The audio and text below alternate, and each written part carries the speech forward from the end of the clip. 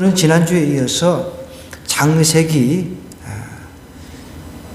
하나님의 백성의 흔적이 있는가 이 제목을 가지고 말씀을 좀 나눌 텐데, 여러분 흔적하면 어떤 흔적을 떠올립니까?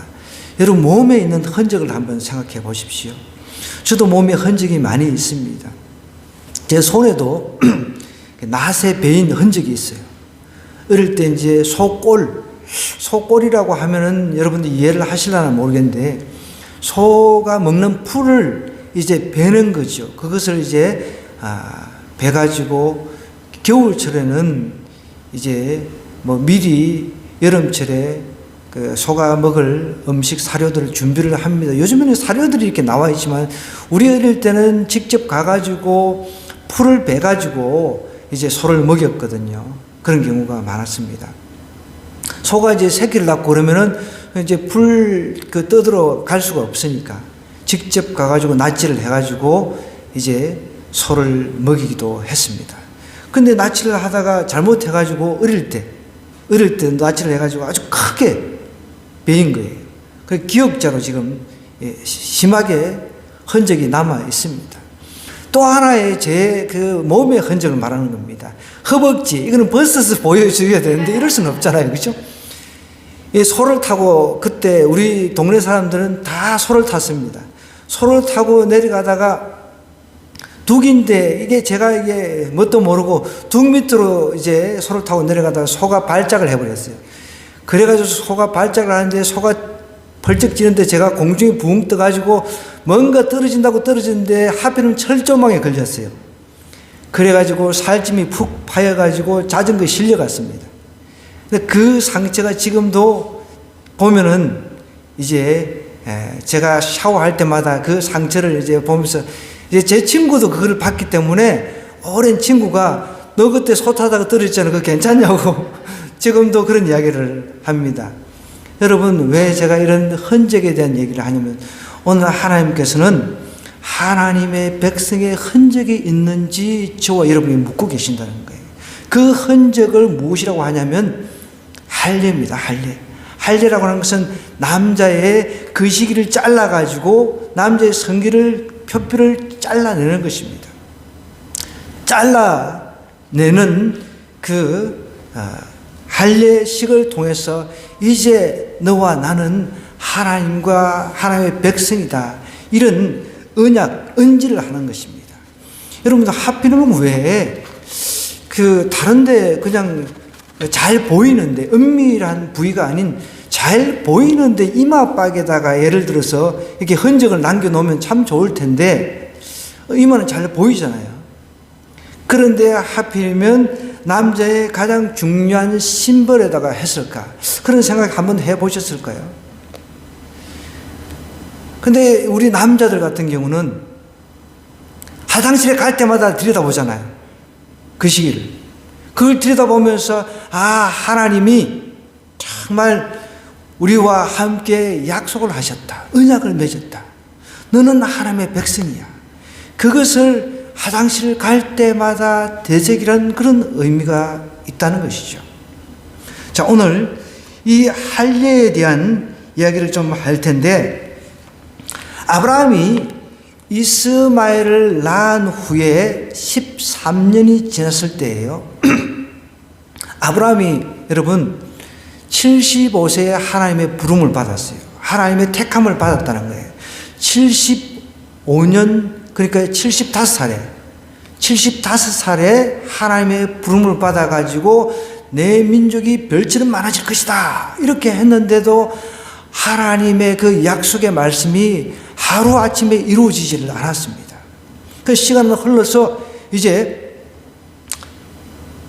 시간이 한참 흘러가는데 도저히 안 되겠으니까 중간에 아내 사라가 아이고 하나님 약속이 언제 이루어질지 모르니까 그냥 여기 내 종 데리고 첩으로 삼아라 하니까 낼름 아브라함이 그럴 수는 없다라고 이야기하지 않고 낼름 받아가지고 그 여자를 이제 첩으로 취했단 말이에요. 거기서 난 자식이 이스마엘입니다. 그 사건으로 인해 가지고 여러분 이스라엘하고 지금 중동 지역에 보면은 분쟁의 씨앗이 바로 그겁니다. 이스라엘 쪽하고 그 다음에 이스마엘의 자손 쪽하고 계속 싸움을 치르고 전쟁을 치르고 있잖아요. 하나님께서 내 민족, 내 몸에서 날 씨, 그러니까 사라를 통해서 날 씨를 이야기를 했는데 그것을 사라 스스로가 먼저 기다리지 않았습니다. 그 대가로 이제 어쨌든 종을 취해가지고 이스마엘이라고 하는 아들이 태어난 겁니다. 이스마엘이라고 하는 아들이 태어난 이후 또 시간이 흘렀습니다. 그래서 이제 아브라함이 99세 100세 되기 전 1년 전에 하나님께서 나타나셔가지고 이제 내년 이맘때 네가 아들을 낳을 것이다 라고 이렇게 하나님께서 친히 약속을 하시면서 네가 데리고 있는 모든 종들부터 시작해서 모든 가족들 다 언약 백성이니까 할례를 행하라 라고 하나님께서 명령을 하십니다. 일방적으로 하나님께서 명령을 하시고 일방적으로 약속을 맺는다는 것이죠. 오늘 그 내용이 우리가 읽은 내용입니다. 1절부터 쭉 한번 보겠습니다. 아브라함이 99세 때에 여호와께서 아브라함에게 나타나 이때는 이름도 아브라함입니다. 아브라함 이름이 변하지 않았을 때입니다. 아브라함에게 나타나서 그에게 이르시되 나는 전능한 하나님이라 너는 내 앞에서 행하여 완전하라 그랬습니다. 하나님은 스스로 자기 소개를 어떻게 하고 있습니까? 하나님의 소개를 하나님 스스로 전능하다 그랬습니다. 여기서 말하는 전능, 모든 것을 할 수 있는 그런 하나님이시기도 하지만 여기서 말하는 전능한 뜻은 권능이 있다 그런 뜻입니다. 또 충분하다, 충족적인 그런 하나님. 여러분, 우리는 어떤 대상에게 기도를 할 때 나의 기도를 충분히 응답할 수 있는 분에게 해야 그 기도가 응답이 되잖아요. 전혀 응답할 수 없는 우상에게 기도를 해봐야 그것은 소용이 없다는 것이죠. 그러니까 전능이다라고 하는 이 단어는 충족해 준다는 거죠. 우리의 필요를 아시는 분이 내가 요구하면은 충족시켜 주신다. 그런 뜻이 있습니다. 그 충분하게 나에게 공급해 주실 수 있는 그분이 전능하신 하나님이라는 거죠. 그 전능한 하나님이라 하면서 자기 소개를 하고 있는 거예요. 하나님께서 자기 소개를 나는 전능한 하나님이다. 여러분, 우리가 믿고 있는 분이 전능한 하나님이십니다. 믿으시기 바랍니다. 이분에게 내가 기도를 한다는 거예요. 제가 최근에도 절에 자기 아들이 죽어가지고 여기 봉선사 있잖아요. 옆에 봉선사에 10년 동안에 이제 거기는 위패를 모시고 이제 좀 죄송스러운 표현이지만 이 스님들이 그 돈 받아가지고 돈 받아 먹고 기도를 해주는 거예요. 그리고 돈 받고 기도하는 것은 굉장히 그는 어떻게 보면 사이비 정도라고 할 수 있는 거죠. 제가 여러분들한테 기도를 할 때 여러분 돈 가져오세요. 기도해 드릴게요. 그런 제가 일들을 행해 본 적이 있습니까? 여러분, 그거는 사이비 중에 사이비인 거죠. 기독교인들 중에서도 그런 사람들이 있습니다.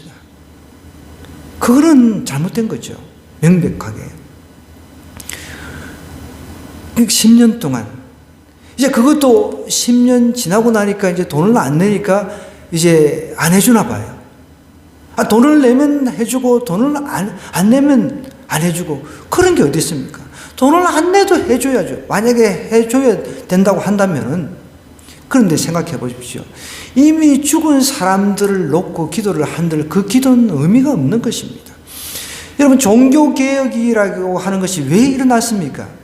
연옥이라고 하는 교리를 만들어가지고 니네 조상들 이제 죽어서 연옥에 가 있는데 이제 니네 후손들이, 자손들이 열심히 기도하면 니네 엄마, 아빠, 니네 아버지, 어머니가 연옥에 있다가 천국으로 간다. 이렇게 이야기를 하니까 사람들이 돈을 갖다 바치면서 썩을 대로 썩어지는 그런 부패 현상이 일어났다는 것입니다.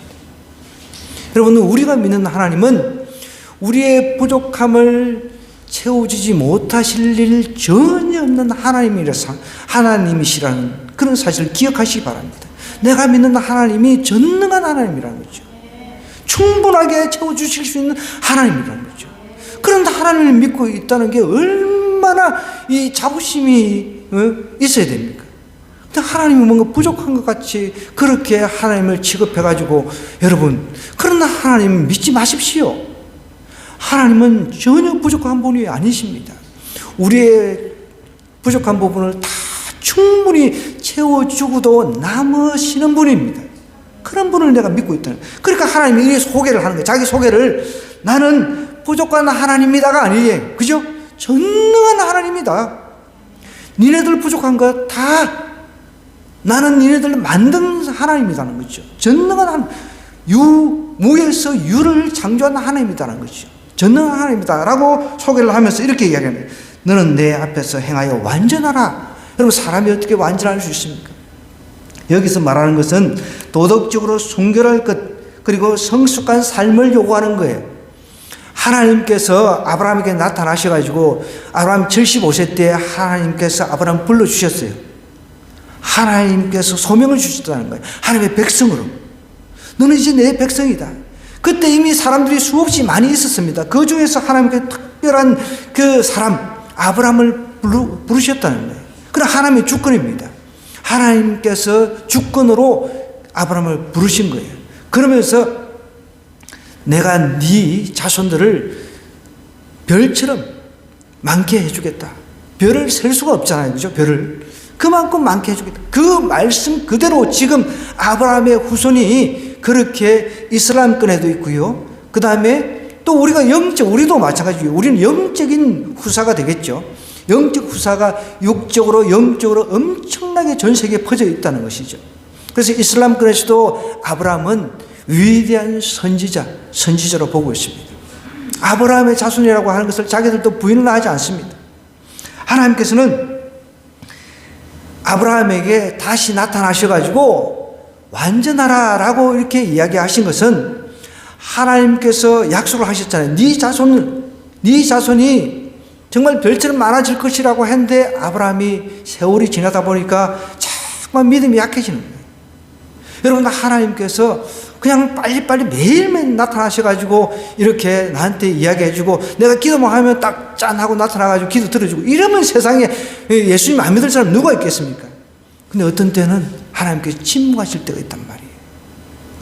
매일같이 우리가 꿈을 꾸는데 매일같이 꿈에 나타나셔가지고 기도하는 것마다 그래 내가 네 기도 이렇게 응답해 줄게. 또 내일 그 꿈 꾸면 뭐 꿈을 통해서도 말씀해 주시고 안 그러면 길거리 가다가도 하나님께서 환상을 보여주고 자꾸 이야기해 주시면 얼마나 좋냐는 거죠. 그런데 하나님께서 그렇게 하지 않으신다는 거죠. 어떤 때는 하나님께서 긴 침묵을 하실 때가 있다는 거예요. 이 침묵을 기다리지 못한 거죠. 그래가지고 후치를 재가지고 거기서 애를 낳았습니다. 큰 실수를 한 겁니다. 지금도 분쟁이 일어나고 있잖아요. 아브라함 자손 이스마엘 족속하고, 그죠? 그래서 하나님께서 그것을 지금 책망하고 있다는 것이죠. 야, 너 그거 못 참아가지고. 내가 분명히 약속했는데 그거 못 참아가지고 일을 저질러.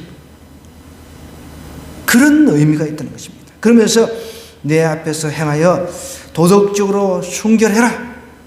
너 지금 일 저질렀잖아. 그리고 성숙한 삶, 정말 그거 못 깨달아가지고 일을 저질러가지고 앞으로 네 자식 이스마엘을 통해가지고 어떤 일이 일어날지 모르는데 그 일을 저지른 것을 하나님께서 책망하고 어떻게 보면 회개를 요구하시는 그런 부분이 있다라고 볼 수가 있습니다. 그러면서 이제 하나님께서 언약을 하는 거예요. 2절에 볼까요? 내가 내 언약을 나와 너 사이에 두어 너를 크게 번성하게 하리라 하시니 아브라함이 엎드렸더니 하나님이 또 그에게 말씀하여 이르시되 보라 내 언약이 너와 함께 있으니 너는 여러 민족의 아버지가 될지라. 이제 후로는 내 이름을 아브라함이라 하지 아니하고, 아브라함은 그 존귀한 그 아버지라는 뜻인데 이제 아브라함으로 이제 하나님께서 이름을 이제 변화시켜 주십니다. 아브라함은 열국의 아버지라는 뜻이에요. 여러분, 존귀한 아버지도 귀하지만 어떤 민족의 아버지라고 한다면 열국의 아버지가 더 위대하잖아요. 그죠? 이름만 봐도. 이제 아브라함이라 하리니 이는 내가 너를 여러 민족의 아버지가 되게 함이니라. 내가 너를 심히 번성하게 하리니, 하나님께서 아브라함에게 언약을 하면서 약속을 하면서 계속 반복하는 단어가 있습니다. 번성하게 해주겠다는 거예요. 번성하게 해주겠다는 게 하나님의 핵심입니다. 여러분들, 우리 예수님 믿고 정말 거듭나면요, 하나님께서 우리에게 번성하게 해주실 것을 믿습니다. 꼭 이걸 가지고 여러분, 꼭 우리가 물질이고 잘 되고 그것만 가지고 번성을 해석하면 안 됩니다. 번성, 이 단어 안에는 영적이고 육적인 게 있다는 거예요. 나는 자녀가 없는데, 애가 없는데 하나님이 애를 안 주셨는데 무슨 번성하게 해주신단 말입니까? 이렇게 덤벼드는 사람들이 있습니다. 여러분, 내가 예수님 믿어가지고 다른 사람을 전도하면 그것이 번성이 되는 것 아닙니까? 나 때문에 누군가 예수님 믿어가지고 정말 너무 인생이 새로워져요. 그게 번성이 아닙니까? 하나님은 이 단어 속에, 번성이라는 이 단어 속에 영적이고 육적인 그 의미를 부여해 주셨다는 거죠. 꼭 보면 번성, 그럼 내가 로또 복권을 사면 내가 이게 진짜 이번에 대박 날 건가 보다. 이 번성이라는 단어를 하나님께서 나한테 주시, 그런 생각하지 마시고. 번성이라고 하는 것은 육적이고 영적인 것이 포함되어 있다는 거예요. 하나님께서 크게 번성하게 하리라. 너로 심히 번성하게, 크게 심히 번성하게 하리니, 이렇게 약속을 하고 있던, 그 약속 그대로 이루어졌잖아요. 그죠? 내가 내게서 민족들이 나게 하며 왕들이 내게로부터 나오리. 왕들이 줄줄이 나온다는 거예요. 또 볼까요? 내가 내 언약을 나와 너 및 대대 후손 사이에 세워서 영원한 언약을 삼고 너와 내 후손의 하나님이 되리라. 여러분, 약속이라고 하는 것은 우리 인간들이 하는 약속을 한번 보십시오. 같은 평범한 같은 레벨의 사람끼리 약속을 하면 언젠가는 막 잊어버리고 까맣게 잊어버릴 때가 있습니다. 그런데 확실하게 위치가 정해져 있어요. 하나님은 전능하십니다. 그죠? 부족한 부분이 전혀 없으신 분이에요. 그분하고 부족함이 많은 인간하고 약속을 하는데, 이건 일방적인 약속인 거죠. 일방적인 하나님께서 일방적으로 약속하시면서 내가 이것은 반드시 지킨다, 그런 하나님이시라는 거죠. 그러면서 언약을 강조하는 거죠. 나와 너 및 대대 후손 사이에 세워서, 후손까지 하나님께 약속을 하고 계신다는 거예요. 여러분, 우리 한 사람이 예수님 믿으면 내 자녀들도 예수님 믿어서 거듭나고, 그 다음 내 자녀의 자녀까지 정말 예수님 믿게 되는 그런 역사가 있을 줄 믿습니다. 그게 번성 아닙니까? 그게 내 자녀가 물론 물질적으로 좀 잘 나가고 그러면 좋겠죠. 그런데 물질적으로 잘 나간들 무슨 의미가 있습니까? 여러분, 물질적으로 잘 나간들. 제가 어저께 그 극동방송을 듣는 중에 어떤 사연을 하나 들었는데 참 감동적인 사연이었습니다. 어떤 그 자녀의 아버지가 그냥 일요일고 쉬는 날 없이 그렇게 열심히 일을 했답니다. 열심히 구두쇠처럼 그렇게 살았는 거죠. 돈을 많이 모았어요. 집도 사고, 나중에 이제 막 주식 투자도 하니까 돈도 많이 벌고, 막 투자를, 돈을 막 벌잖아요. 건물까지 다 샀대요. 그 정도면 여러분, 건물주, 우리가 흔히 말하는 조물주 위에 건물주라 하는데, 건물주가 된 거예요. 그런데 이제 그 중에 그 아들이 이제 둘이가 있었던 것 같은데, 이제 그 둘째 아들이 예수님 믿게 되는 거예요. 어릴 때부터 이제 주일학교를 다닌 거죠. 자기가 외롭고 그러니까. 이제 교회를 가서 헌금을 할 것 아니에요. 주일학교에 가면. 그런데 어릴 때부터 이 아버지가 워낙 그 구두쇠라 가계부를 쓰게 했대요. 용돈 주면서. 참 대단해. 난 진짜 우리 자녀들한테 용돈 주고 너 가계부 쓰라고 한 적이 없는데, 그 아버지는 용돈을 줘가지고 너는 가계부 적어 이렇게 했는데, 그 둘째 아들은 이제 교회 다니는 것은 이제 말을 안 했대요. 뭐라 하진 않았는데, 교회 다니면서 이제 헌금을 하고 오니까 거기서 용돈에서 깎아버리더래요. 참 지독해. 용돈을 네가 줬는데 헌금을 했으니까 이제 용돈을 깎아버리는 거예요. 그러다가 이제 세월이 지나가지고 자기 어머니가 불치에 병에 걸린 거죠. 자기 어머니가 이제 불치에 병이 걸렸는데 돈은 많으니까 전국을 돌아다니면서 용하다고 하는 사람들은 다 찾아다닌 거예요. 의사라고 하는 의사부터 시작해서 막 하여간 병 잘 고친다고 소문난 사람 다 찾아다니는 겁니다. 그런데도 효과가 없는 거죠. 그래서 이제 하다 안 되니까 이제 아들이 교회를 다니고 있으니까 혹시 이제 목사님들 중에 또 용하다고 소문난 목사님들이 있잖아요. 또 병 잘 고친다는 그 신유 은사 받았다고 하는 목사님들이 있으니까 그 사람들 좀 수소문해봐라. 그렇게 한 거예요. 그래서 이 아들이 이게 가만히 이렇게 듣다 보니까 이제 자기 아버지 말 듣고 자기가 생각할 때는 용하다고 하는 그 신유 은사 받았다고 하는 그 목사님보다는 복음을 잘 전할 수 있는 그런 사람이 오히려 낫겠다. 그런 생각을 한 거죠. 그래서 어떤 여자 전도사님을 아마 소개를 한 것 같아요. 그 여자 전도사님이 자기가 다니는 교회 전도사님인지 그것까지는 잘 모르겠어요. 그 방송에서 그것까지는 안 나왔으니까. 그래서 이제 그 여자 전도사님을 소개시켰는데 그 여자 전도사님이 병은 고쳐줄 생각 안 하고 우리가 흔히 잘 아는 그냥 예수님 믿으라는 거. 그죠? 예수님 믿고 천국 가야 된다는 거. 그냥 복음만 냅다 전했답니다. 그래서 이 어머니는 복음을 받아들였어요. 예수님 마음을 믿었습니다. 입으로 시인했습니다. 구원을 받았습니다. 자, 그러면 이제 극적으로 예수님 믿어가지고 병이 막 나아버리고 그래야 막 그 아버지가 진짜 막 이제 교회 다녀야 되겠다. 이런 그 다짐을 하고 막 그 변화가 일어나가지고 교회를 나올 것 아닙니까? 그런데 그 어머니가 죽어버렸습니다. 안타깝게도. 얼마나 슬프겠습니까? 그런데 이제 그 어머니는 죽어서 분명히 이제 천국을 갔는데 그 아버지가 뒤늦게 그 사실을 깨달은 거예요. 그 아버지가 뒤늦게 그 사실을 깨달은 거죠. 그래서 그 아버지도 뒤늦게 예수님 믿고 구원을 받고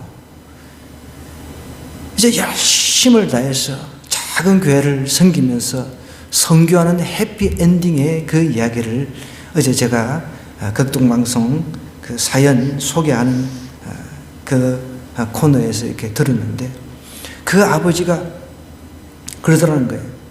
제 아들이 이제 막 아버지 그래도 예수님 믿기 잘했지 않냐고 막 이야기하니까 아버지가 아무 소리 안 하면서 야, 딴소리 하지 마. 나는 금요일날 금요철에 가야 된다. 그렇게 아버지가 먼저 그렇게 이야기를 하더라는 거예요. 여러분, 이것이 번성 아닙니까? 이것이 번성이죠. 물론 우리는 그 어머니까지 예수님 믿은 데다가 병이 나아가지고 극적인 놀라운 역사가 일어나가지고 온 가족이 막 환호하고 그럴 수도 있습니다.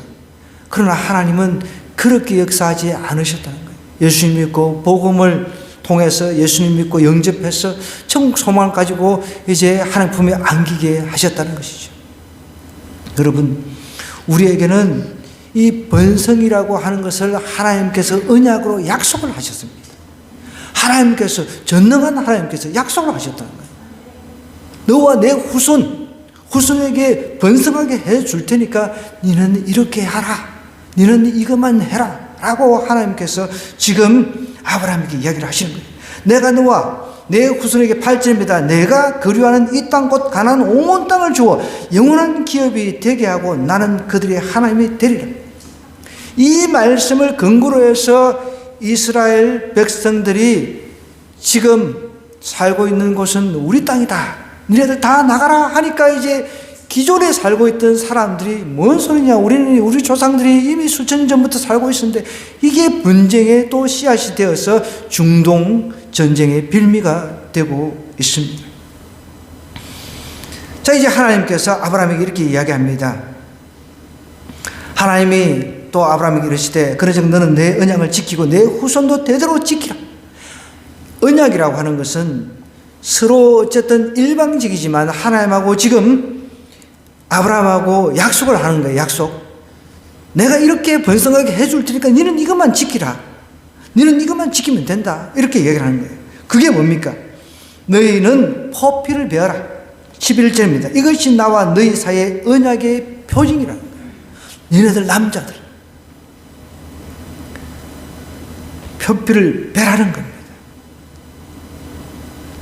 너희 대대로 모든 남자는 집에서 난 자나 또는 너희 자손이 아니라 이방 사람에게서 돈으로 산 자를 막론하고 난 지 8일 만에 할례를 받을 것이라.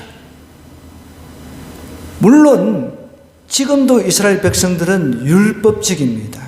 할례를 받은 사람들만 선민이라고 주장하죠. 그러나 이것은 구약시대의 율법, 그러니까 율법으로 구원받는 게 아닌데 구약 백성들은 자기들만 하나님의 언약 백성이다라고 주장해가지고 여전히 지금도 그렇게 믿고 있는데, 여러분 지금 예수님께서 오셔서 이 구약에 행했던 이 할례식을 우리는 세례식으로 바꾸어서 행합니다.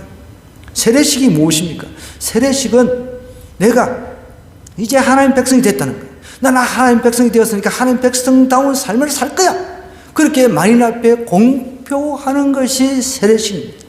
이제 난 지 8일 만에 이제 하나님께서 할례를 행하라 하면서 언약 백성이다라고 하나님께서 언지를 주는 거예요. 하필은 또 8일일까? 그런데 의학적으로는 8일일 때 제일 피가 빨리 응고가 된다고 그래요. 이게 그 의학적으로는 그렇다 그러네요. 홍 집사님 맞나요? 잘 모르겠대요. 우리 간호사인 홍 집사님도 잘 모르겠다고 하니까 어쨌든 의학적으로는 그렇답니다. 8일째 되는 그때가 응고가 가장 빨리 된다고 그럽니다. 어쨌든 하나님께서 8일 만에 할례를 시행하라라고 이야기를 합니다. 이제 영원한 언약이라는 거죠. 할례를 받지 아니하는 남자, 곧 그 포피를 베지 아니하는 자는 백성 중에 어떻게 된다고요? 영어 성경을 보면, 여러분 우리 이제 보통 골프 용어에 보면은 컷오프, 탈락 뭐 이런 이야기를 하잖아요. 그죠? 컷오프 됐다. 저도 처음에는 컷오프 도대체 뭔 말이야? 뭐 저는 골프 자체를 모릅니다. 아예 뭐 관심도 없고, 누가 앞으로 뭐 골프 치자고 해도 뭐 칠 생각도 없고, 저는 제 동기 목사님은 골프 치러 다녔어요. 그분은 학교 교장 선생님이고 하니까, 그때 당시는, 지금은 이제 교장 선생님 이제 안 하시는데 교장 선생님들끼리 이렇게 모여서 골프도 막 치고 다니더라고. 여기 남양주 오남에도 골프장 있잖아요.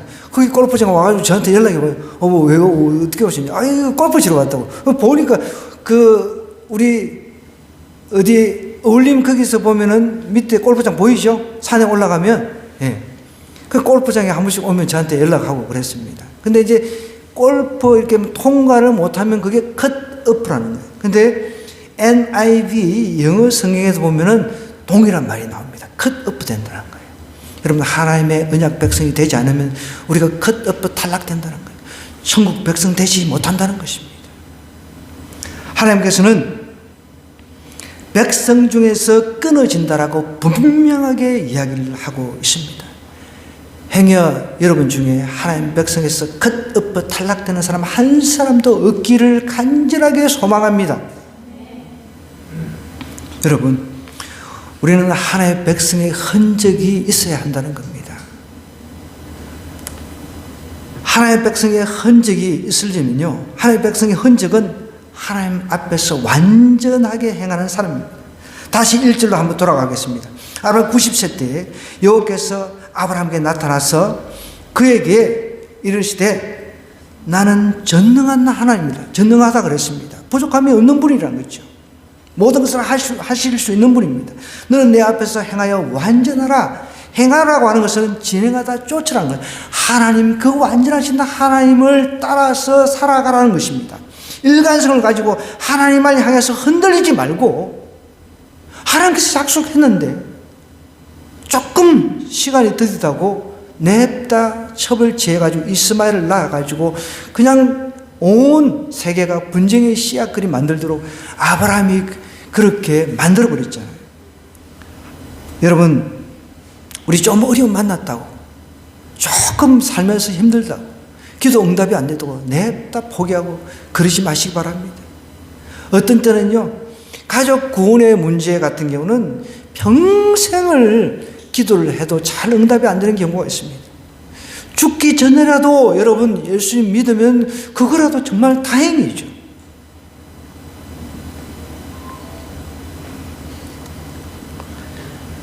오직 하나님만이 나의 지향점이 되어야 돼요.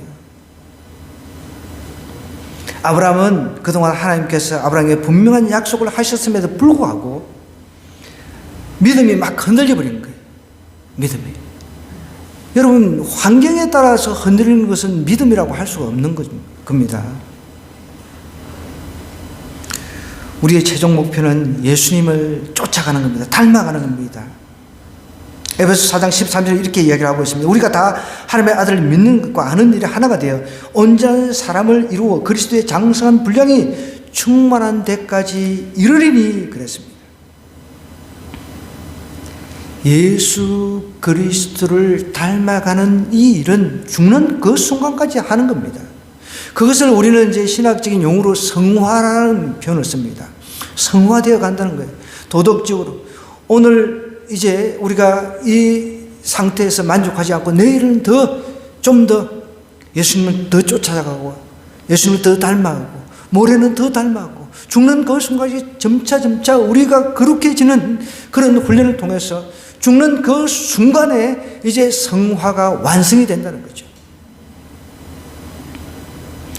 너는 내 앞에서 행하여 완전하라 라고 이야기를 하고 있습니다. 도덕적, 인격적으로 성숙해 가는 저와 여러분 되기를 원합니다. 그래서 예수님 믿으면 우리가 손가락질 당하는 것보다 저 사람은 뭔가 예수님 믿어서 뭔가 틀려 이런 소리를 들을 수 있어야 된다는 거예요. 예수님 믿는다고 하면서 우리가 행동하는 그 모습들. 그래서 여러분, 우리 한 사람 한 사람은 교회이기 때문에 움직이는 교회이기 때문에 굉장히 우리 행동이 조심스러운 거예요. 예수 믿는다고 하면서 사주관상 보고 그러면 안 되겠죠. 요즘에는 이 스마트폰이 발달해가지고 키면은 여러분 뭐가 제일 먼저 뜨는지 아세요? 사주관상이 먼저 뜹니다. 그러면 호기심에서도 이걸 볼 수 있어요. 근데 그 여러 통신사에서 그거 통해서 돈을 그렇게 많이 번대요. 여러분, 그런데 돈 갖다 바치지 마시기 바랍니다. 선교지에 돈을 갖다 바치더라도, 구제하는데 돈을 갖다 바치더라도 설태 없이 왜 돈을 갖다 바치냐는 거예요.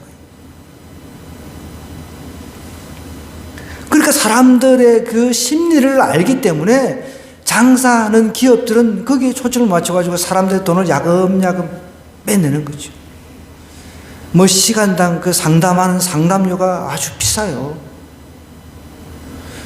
그런데 사주관상 그런 데 가서 상담 받지 마시고 저한테 오셔서 제 공짜로 사주관상 봐드릴게요. 여러분은 천국 갈 사주입니다. 팔자입니다. 괜히 이상한 소리 들어가지고 동쪽에서 기인이 찾아온다는 등 기인이 찾아와봐야 무슨 기인이 찾아오겠습니까? 돈 내라는 거죠. 돈 내라. 에베소서 말씀 보면요, 분명히 술 취하지 말고 성령 충만 받으라 그랬잖아요. 우리 예수 믿는 사람 술 취하는 거 안 좋습니다. 하나님께 좋으면 맨날 그래 술 취하라고 했겠죠. 고린도서 6장 10절은 이렇게 이야기를 하고, 도적이나 탐남하는 자, 술 취하는 자나 후욕하는 자나 토색하는 자들 하나님 나라를 유업으로 못 받는다고 하나님께서 이 말씀을 통해서 못을 받고 있어요. 우리는 하나님 앞에서 늘 하나님 앞에서 코람데오라는 말 들어보셨죠? 하나님 앞에 내가 행한다는 거죠. 아브라함한테 완전하게 행하라 라고 했듯이 하나님이 우리에게 그것을 요구하신다는 거예요. 너는 언약 백성이니까, 니네들은 언약 백성이니까 뭔가 좀 구별돼야 된다는 거죠. 여러분, 저와 여러분이 언약 백성으로서 뭔가 구별된 점이 있습니까? 구별된 이런 것이 없으면 내가 컷오프 된다는 거예요. 천국 목전에서 내가 컷오프 탈락된다 생각해 보세요. 얼마나 비참합니까? 제가 또 신학 이제 석사 과정에서는 이제 성서 침례신학 대학원에서 공부를 좀 했는데 거기서는 아주 독특합니다. 우리 주집사님도 성침에서 신앙생활을 하셨던 분이라 너무너무 잘 알아요. 너무 어떤 때는 또 심하게 그래가지고 제가 막 수업 시간에 지금은 돌아가신 제 스승이신 교수님한테 막 따지고 그랬어요. 거기는 여러분 예수님을 인격적으로 만나가지고 구원받은 사람을 형제요 자매라고 부릅니다. 근데 이게 예수님을 이제 처음 믿게 된 사람이든 뭐 예수님 뭐 이제 믿어보려고 오는 사람도 있잖아요. 그런 사람은 C로 불러. C 뭐뭐시 하고, 한쪽은 예수님을 제대로 믿은 사람은 형제님 자매님. 근데 그게 굉장히 기분 나쁘잖아요. 그 듣는 사람 입장에서는 누구시 하고 저쪽은 형제님 자매님 불러주고. 그래서 제가 따졌어요. 근데 나중에 보니까 또 어떤 면에서는 또 일리가 있어요. 그 사람의 이야기를 들어보면. 여러분, 천국에 가는 백성들은 다 형제요 자매입니다. 그죠? 그런데 어떤 사람은 예수님 안 믿겠다고, 나는 예수님 안 믿을란다, 니네는 천국 가라, 난 지옥 가란다, 이러면은 같은 형제가 자매가 될 수가 없는 것이죠. 예수님께서도 막 집회하실 때 막 형제가 막 예수님 미쳤다고 막 잡으러 왔어요. 가족들이. 누가 내 형제냐 자매냐 내 부모냐. 하나님 뜻대로 하는 것, 하나님 뜻대로 하는 것, 그것이 하나님의 형제요 자매 가족이라는 것이죠. 가족의 정의를 하나님께서는 그렇게 내리셨어요. 그리고 예수님 믿는 사람이 진짜 언약 백성이고 가족이라는 거죠. 예수님 안 믿는 사람은 엄밀히 말해서 가족이 아닐 수가 있다는 거죠. 가만히 듣고 보니까 또 그래요. 그런데 우리가 교회는 완벽한 곳은 아니에요. 지상의 교회는 완벽한 곳은 아닙니다. 누구든지 품고 이제 하나님을 이제 가르쳐서 점점점 자라게 해서 그런 신앙 고백까지 나아가도록 만들어주는 것이 이제 교회의 역할인 것이죠. 어쨌든 이곳에 있는 저와 여러분들 한 사람도 언약 백성에서 컷오프되는 사람 없기를 주님 이름으로 축원합니다. 자, 구약 시대에서는 유대인들에게 할례가 행해졌죠. 그러나 이제 신약에서는 가장 중요한 게 마음의 할례입니다. 하나님 백성의 흔적은 마음의 할례를 받았는가? 내가 예수 그리스도를 진짜 인격적으로 만나가지고 정말 예수님이 나의 죄를 위해서 십자가를 지시고 십자가에 돌아가신 게 맞다. 내 죄 때문에, 내 죄의 멍에 내가 죄에서 이제 자유하다. 정말 예수님 때문에 그런 것을 내 마음에 확실하게 믿고 이제 입으로 시인하고 내가 이제 행동으로 옮기는 전인격적인 그런 체험이 일어나야 내가 예수님 믿는다, 예수님 믿는 흔적이 나에게 남겨졌다라고 이야기를 할 수가 있다는 거죠. 이게 없으면 여러분 예수님 믿는 흔적이 없는 겁니다. 어떻게 예수님 믿는 흔적이 있습니까? 여러분들 예수님 믿는다라고 하는 것은 전능하신 하나님이잖아요. 삼위일체 하나님, 전능하신 하나님을 만났는데 내 삶에 변화가 없어요? 이거는 문제가 있는 거죠. 어떻게 하나님을 나는 믿는다 하면서 전혀 변화가 없어요? 그건 있을 수가 없습니다. 여러분, 하나님을 믿게 되면, 이렇게 전능하신 하나님을 믿게 되면 반드시 변화가 일어나야 됩니다. 변화가 안 일어나면 하나님께 문제가 있는 거죠. 그렇지 않습니까? 내가 예수님을 믿었어요. 하나님을 믿었어요. 진짜 믿는데 내가 삶에 변화가 없어. 늘 과거 생활 그대로 답습하면서 살아가고 있다고 한다면 하나님에게 문제가 있거나 둘 중에 하나인 거죠.